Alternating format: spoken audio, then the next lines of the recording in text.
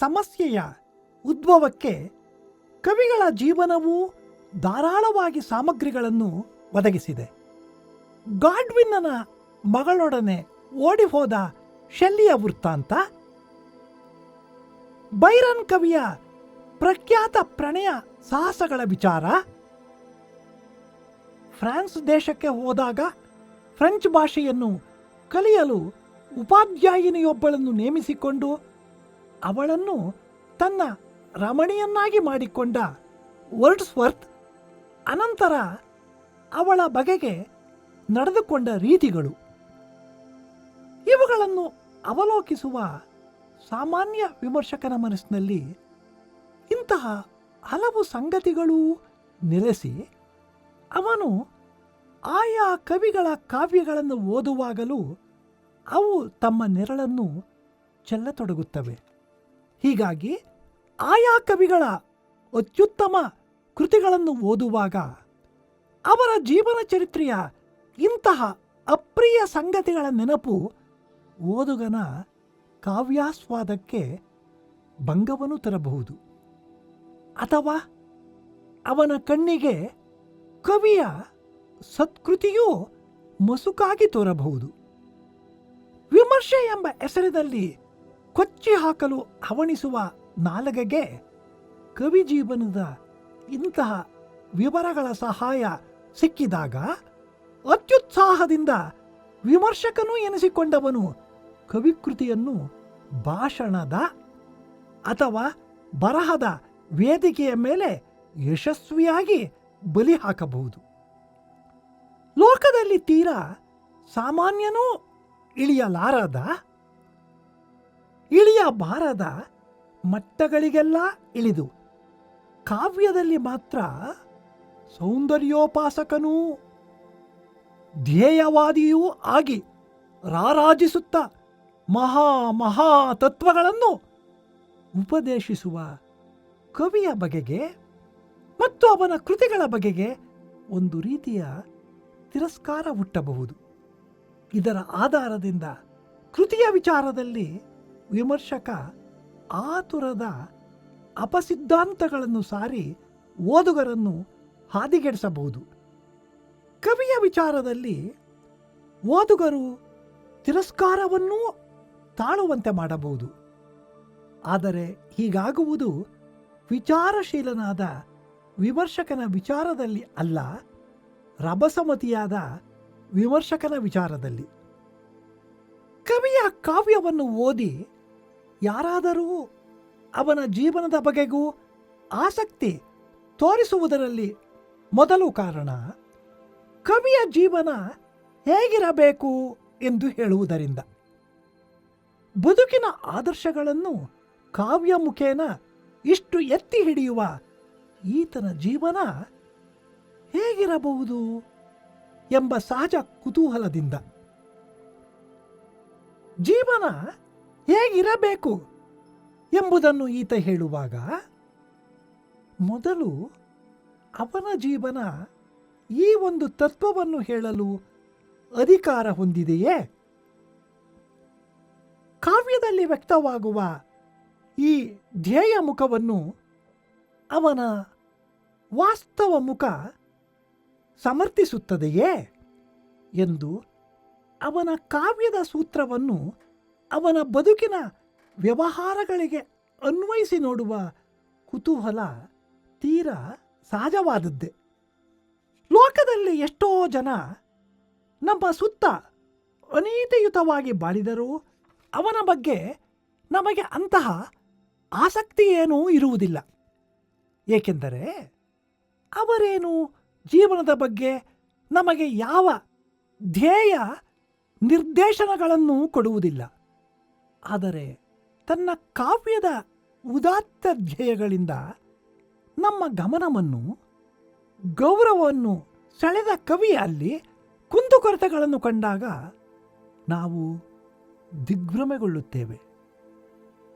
ಅವು ಮಾನವ ಸಹಜವಾದ ದೌರ್ಬಲ್ಯಗಳೆಂದು ಅವಜ್ಞೆಗೈಯಲು ನಮ್ಮ ಮನಸ್ಸು ಒಪ್ಪುವುದಿಲ್ಲ. ಆದರೆ ವ್ಯಕ್ತಿ ಜೀವನದಲ್ಲಿಯೂ ಏರಿಳಿತಗಳು ಇರುತ್ತವೆ. ಅವನು ಯಾವ ಎತ್ತರಕ್ಕೆ ಏರಿದ್ದಾನೆ ಎಂಬುದನ್ನು ಗಮನಿಸದೆ ಅವನು ಯಾವ ಕೀಳ್ಮೆಗೆ ಇಳಿದಿದ್ದಾನೆ ಎನ್ನುವುದನ್ನು ಮಾತ್ರ ಜೀವನದ ಬಹುಮುಖ್ಯವಾದ ಅಂಶವೆಂಬಂತೆ ಪರಿಗಣಿಸುವುದು ಸಹೃದಯನ ಅಥವಾ ವಿಮರ್ಶಕನ ಕುಸಂಸ್ಕೃತಿಯ ಕುರುಹು ಮಾತ್ರ. ಆದರೆ ಈ ಏರಿಳಿತಗಳಿಂದ ವ್ಯಕ್ತಿ ಏರಿದ ನಿಲುವು ಏನೆಂಬುದನ್ನು ವಿಚಾರಶೀಲನಾದ ವಿಮರ್ಶಕ ಗಮನಿಸುತ್ತಾನೆ. ವಿಚಾರಶೀಲನಾದ ವಿಮರ್ಶಕ ಈ ಎರಡು ಭೂಮಿಕೆಗಳನ್ನು ಬೆರೆಸುವ ಗೊಂದಲಕ್ಕೆ ಕೈ ಹಾಕುವುದಿಲ್ಲ. ಅವನಲ್ಲಿ ಕವಿ ಕಾವ್ಯದ ಬಗೆಗೆ ಹಲವು ಪ್ರಶ್ನೆಗಳು ಏಳುತ್ತವೆ. ಕವಿ ಕಾವ್ಯವನ್ನು ರಚಿಸುವಾಗ ಮತ್ತು ಕವಿಯಾಗಿ ಲೋಕವನ್ನು ಪರಿಭಾವಿಸುವಾಗ ಇರುವಂತಹ ಸ್ಥಿತಿ ಅವನು ಲೋಕದ ದೈನಂದಿನ ವ್ಯವಹಾರಗಳಲ್ಲಿರುವಾಗಲೂ ಇರುತ್ತದೆಯೇ? ಕಾವ್ಯವನ್ನು ಬರೆಯುವಾಗ ಅವನು ಕವಿಯಾಗಿರುವಷ್ಟು ಕಾವ್ಯವನ್ನು ಬರೆಯದ ಹೊತ್ತಿನಲ್ಲೂ ಕವಿಯಾಗಿರುತ್ತಾನೆಯೇ? ಲೋಕ ವ್ಯಕ್ತಿ ಕವಿ ವ್ಯಕ್ತಿ ಬೇರೆ ಬೇರೆಯೇ? ಕವಿ ಕಾವ್ಯವನ್ನು ಬರೆಯುವಾಗ ಏರಿದ ನೆಲೆಯ ಅನುಭವ ಆತನ ಲೋಕ ವ್ಯಕ್ತಿತ್ವವನ್ನು ಸಂಸ್ಕರಿಸಿ ಆತನ ಲೌಕಿಕ ವ್ಯವಹಾರವನ್ನು ಅಷ್ಟೇ ಘನವನ್ನಾಗಿ ಮಾಡಲಾರದೆ? ಈ ವ್ಯಕ್ತಿತ್ವ ಎನ್ನುವುದು ಏನು? ಇದು ಎಷ್ಟು ತೊಡಕಾದುದು.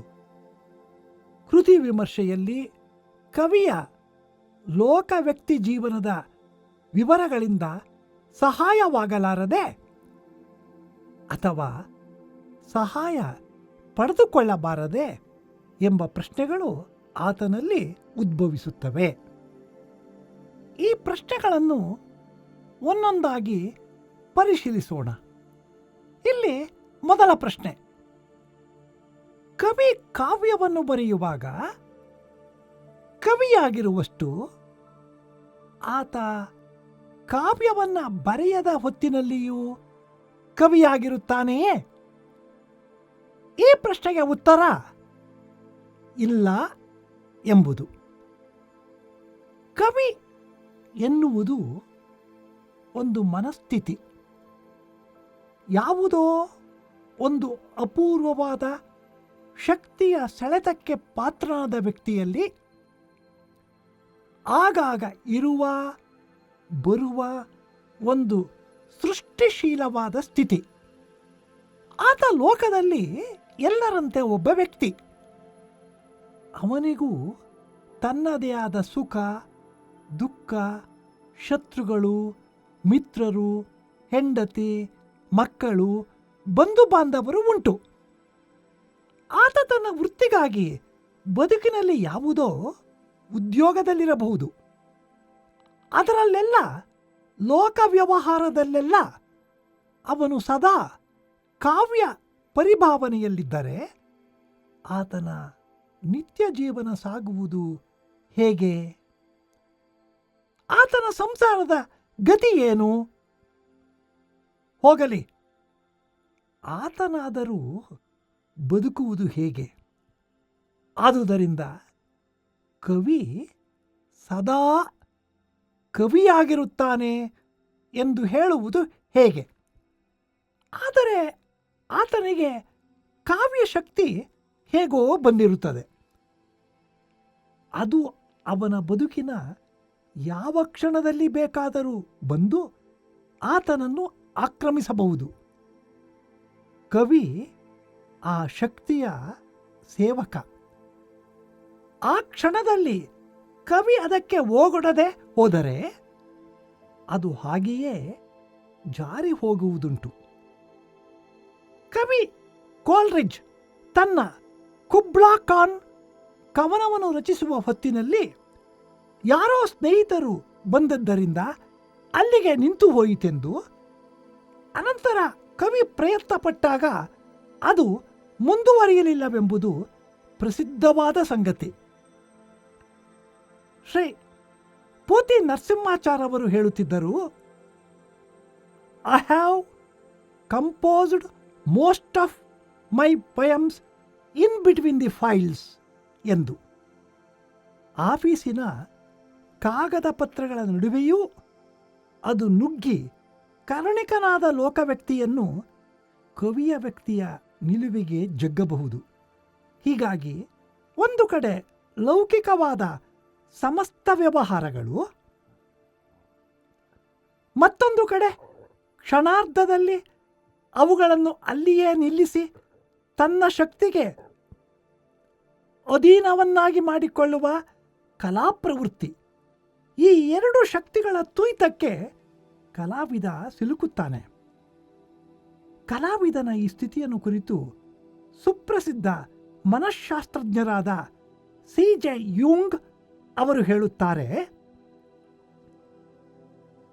ಸೃಷ್ಟಿಶೀಲನಾದ ಪ್ರತಿಯೊಬ್ಬ ಕಲೆಗಾರನದು ದ್ವಂದ್ವ ಇಲ್ಲವೇ ಸಮನ್ವಿತ ವ್ಯಕ್ತಿತ್ವ. ಒಂದು ಕಡೆ ಅವನು ವೈಯಕ್ತಿಕ ಅನುಭವವುಳ್ಳ ಲೋಕವ್ಯಕ್ತಿ, ಮತ್ತೊಂದು ಕಡೆ ವಿಶಿಷ್ಟವಾದ ಕಲಾಶಕ್ತಿಯನ್ನುಳ್ಳ ಕಲಾವ್ಯಕ್ತಿ. ಅವನ ಜೀವನ ಸಹಜವಾಗಿಯೇ ತುಮುಲಗಳಿಂದ ತುಂಬಿರುತ್ತದೆ. ಏಕೆಂದರೆ ಅವನಲ್ಲಿ ನಿರಂತರವಾಗಿ ಎರಡು ಶಕ್ತಿಗಳ ಘರ್ಷಣೆಯನ್ನು ಕಾಣುತ್ತೇವೆ. ಒಂದು ಸಾಮಾನ್ಯ ಭೋಗ ವಿಭವಗಳ ಲಾಲಸೆ, ಮತ್ತೊಂದು ತನ್ನ ಸಮಸ್ತ ಭೋಗ ಲಾಲಸೆಗಳನ್ನೂ ತೃಣೀಕರಿಸಿ ನಿಲ್ಲುವಂಥ ಪ್ರಬಲವಾದ ಕಲಾ ಪ್ರವೃತ್ತಿ. ಈ ಕಲಾ ಪ್ರವೃತ್ತಿಗೆ ಆತನೊಂದು ಮಾಧ್ಯಮ. ಯೋಗಿ ಕವಿ ಶ್ರೀ ಅರವಿಂದರು ಹೇಳುತ್ತಾರೆ, ಕಲಾವಿದನ ಕಲಾಕ್ರಿಯೆಯ ಕೀಲಿಕೈಯನ್ನು ಹುಡುಕಬೇಕಾದದ್ದು ಆತನ ಬಹಿರಂಗ ಮನಸ್ಸಿನ ಜೀವನದಲ್ಲಿ ಅಲ್ಲ, ಅವನ ಅಂತರಂಗದ ವ್ಯಕ್ತಿತ್ವದಲ್ಲಿ. ಲೋಕದ ಸಹಸ್ರಾರು ಮಂದಿ ಮತ್ತು ಉಳಿದ ಕಲಾವ್ಯಕ್ತಿಗಳಿಗಿಂತ ಈತ ಬೇರೆಯಾದವನು ಎಂದು ತೋರಿಸುವ ಆ ಕಲಾಶಕ್ತಿಯನ್ನು ಪಡೆದ ಕಲಾವ್ಯಕ್ತಿ ನಮಗೆ ಪ್ರಧಾನ.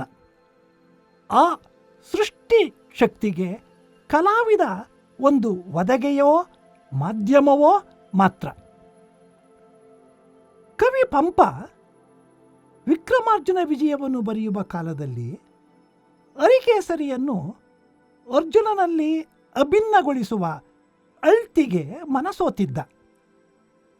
ಆದಿಪುರಾಣವನ್ನು ಬರೆಯುವ ಸಂದರ್ಭದಲ್ಲಿ ತನ್ನ ಸಮಸ್ತ ಲೋಕಮರ್ಯಾದೆ ಗೌರವಗಳ ಬಗೆಗೆ ಒಂದು ಕ್ಷಣ ತಿರಸ್ಕಾರವನ್ನು ವ್ಯಕ್ತಪಡಿಸಿ,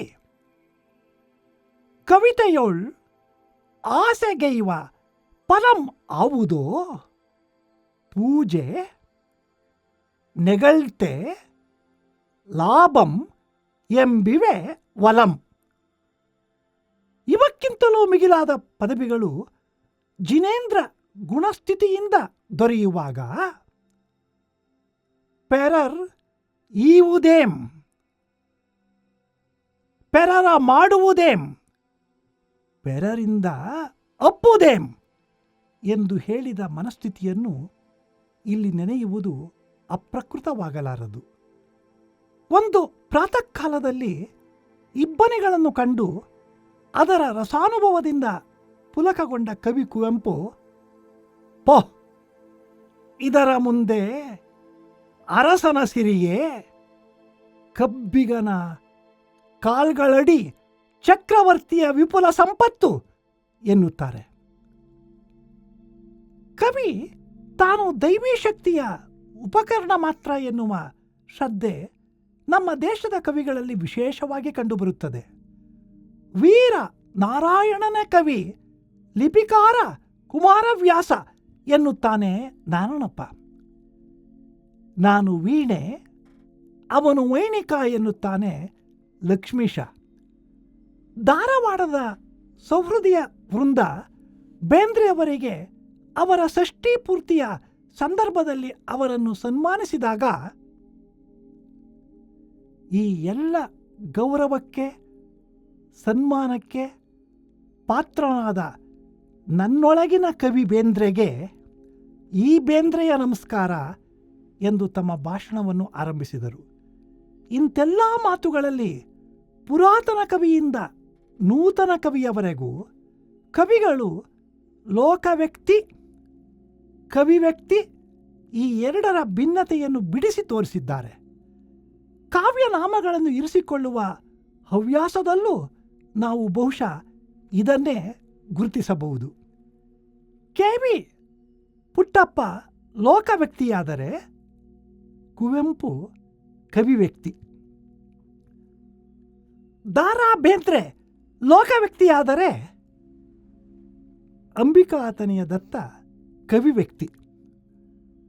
ಪೂತಿನ ಅವರು ಚಿಕು ಹೂ ಎಂಬ ಕವನದಲ್ಲಿ ಕವಿಯಲ್ಲಿರುವ ಹಲವು ವ್ಯಕ್ತಿತ್ವಗಳ ಪರಿಚಯವನ್ನು ಬಲು ಸೊಗಸಾಗಿ ಈ ಪಂಕ್ತಿಗಳಲ್ಲಿ ಹೇಳಿದ್ದಾರೆ.